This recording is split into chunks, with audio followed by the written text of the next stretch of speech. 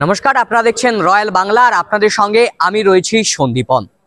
বিজয় সম্মিলনী তৃণমূলের যে অর্থাৎ এই যে তৃণমূল শিবির, এই রাজ্যের শাসক দল একেবারে যেদিন অর্থাৎ 16ই অক্টোবরের আগে যে বিজয় সম্মিলনী করার একটা কর্মসূচি তারা গ্রহণ করেছিল, সেদিনই তৃণমূল সূত্র থেকে খবর এসেছিল যে বিজয় সম্মিলনী হবে নিবিড় জনসংযোগের বার্তা দিয়ে। কি না, নিবিড় জনসংযোগের বার্তা অর্থাৎ আরজিকর আবহে যে শাসক দলের প্রতি একটা কোথাও গিয়ে যে আস্থা হারাচ্ছিল মানুষ, শাসক দলের বিরুদ্ধে একের পর এক কুৎস অপপ্রচার চালাচ্ছিল, তার বিরুদ্ধেই কিন্তু এই যে প্রতিবাদ বা কুৎস অপপ্রচার যাতে না আর না রটে, তার জন্য কিন্তু শাসক দল একটা কর্মসূচি গ্রহণ করেছিল যার নাম দিয়েছিল বিজয় সম্মিলনী। কুণাল ঘোষ, তৃণমূল কংগ্রেসের মুখপাত্র, তিনি জানিয়ে দিয়েছিলেন যে এটা নিবিড় জনসংযোগের কর্মসূচি।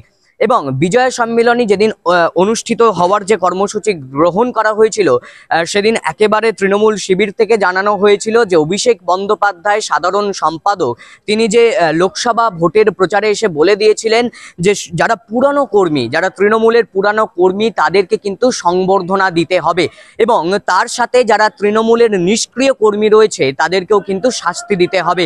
সবকিছু মিলিয়ে দেখা গেল যে আমতা বিধানসভায় যে এবারের বিজয় সম্মেলনী আজ অনুষ্ঠিত হলো, সেই যে বিজয় সম্মেলনী অর্থাৎ আমতা বিধানসভা কেন্দ্র দুর্গাপুজো সমন্বয় সমিতির উদ্যোগে যে বিজয় সম্মেলনী, সেই বিজয় সম্মেলনীতে কিন্তু একেবারে পুলিশ প্রশাসন, দমকল বিভাগ, বিদ্যুৎ বিভাগ, ব্লক প্রশাসন, স্বাস্থ্য বিভাগ সহ অন্যান্য সকল বিভাগ এবং পুজো কমিটির উপস্থিতি ছিল।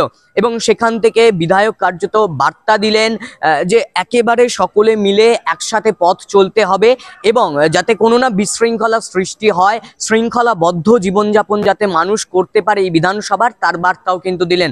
অর্থাৎ বিজয় সম্মেলনী যে নিবিড় জনসংযোগের বার্তা বলা হয়েছিল তৃণমূল শিবিরের পক্ষ থেকে, তা কিন্তু একেবারে কার্যত বলে দিলেন বিধায়ক সুকান্ত পাল। সম্মেলনী শুরু হলো কর্মসূচি, তখন কার্যত তৃণমূল শিবির থেকে বলা হয়েছিল নিবিড় জনসংযোগেই বিজয় সম্মেলনীর মূল লক্ষ্য। আজকেও কি সেই জন্য এই বিজয় সম্মেলনী অনুষ্ঠিত হলো? না, আমরা তৃণমূল কংগ্রেসের বিজয় সম্মেলনী আমরা দলের নির্দেশে এর আগেই আমরা করেছি। আমরা সামাজিকভাবেও মানুষের সঙ্গে থাকি। এটা আজকের বিজয় সম্মেলনীটা আমতা বিধানসভা কেন্দ্রে যত দুর্গাপূজা কমিটি আছে তাদের একটা সমন্বয় সমিতি গত বছর গঠিত হয়েছে। তারা আমাকে মনে করেছে যে আমি তাদের পাশে থাকলে, তাদের সাথে থাকলে হয়তো তারা যে চিন্তা ভাবনা করছে সেই চিন্তা ভাবনার রূপায়ণের ক্ষেত্রে সহায়ক হতে পারে। তাই আমাকে প্রধান পৃষ্ঠপোষক করে এই সমন্বয় কমিটি গঠন করেছিল এবং প্রতি বছরেই এই সমন্বয় কমিটি আমাদের বিজয় সম্মেলনীর আয়োজন করে। এটা কোনো রাজনৈতিক কোনো কিছু থাকে না।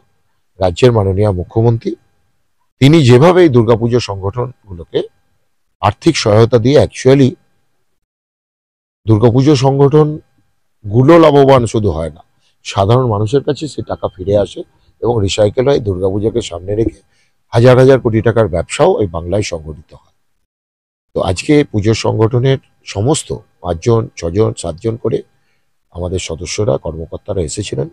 100% প্রায় 99%-রও বেশি বলা যায় আজকে উপস্থিতি ছিল এবং আমরা 30টা ক্লাবকে শ্রেষ্ঠ সমাজ ভাবনা, শ্রেষ্ঠ মানবিক উদ্যোগ, শ্রেষ্ঠ পরিবেশ ভাবনা এই সম্পর্কিত পুরস্কার আমরা প্রদান করেছি, যাতে আগামী দিনে তারাও সমাজ ভাবনা, মানবিক ভাবনায় উদ্যোগী হয়, পুজো সকলকে নিয়ে করে। আমাদের মাননীয় মুখ্যমন্ত্রী বলে ধর্ম যার যার, উৎসব সবার। আমরা সেটাকে সামনে রেখেই সমস্ত শ্রেণীর মানুষের কাছে যাতে আমাদের এই বার্তা পৌঁছায়, তাই আমরা সামাজিক, মানবিক এবং পরিবেশগত দিকটাকে আমরা এই পুজোয় যাতে আরো বেশি করে পুজো উদ্যোক্তারা সামিল করে, তার জন্য তাদের পুরস্কৃত করেছি। এবং আপনারা দেখেছেন যে স্বতঃস্ফূর্তভাবে মানুষের অংশগ্রহণ এবং সবাই যেভাবে উপস্থিত হয়েছে, আমরা সত্যিই ধন্যবাদ জানাচ্ছি।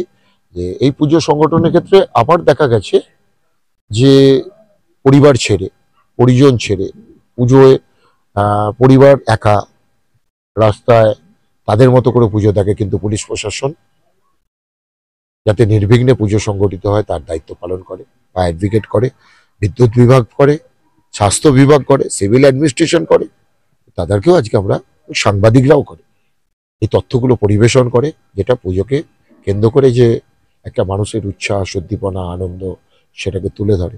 তাই আমরা সাংবাদিক থেকে শুরু করে পুলিশ প্রশাসন থেকে শুরু করে সিভিল অ্যাডমিনিস্ট্রেশন, ফায়ার ব্রিগেড, স্বাস্থ্য বিভাগ, বিদ্যুৎ বিভাগ সবাইকে আমরা সম্বর্ধিত করেছি এই সমন্বয় কমিটির পক্ষ থেকে।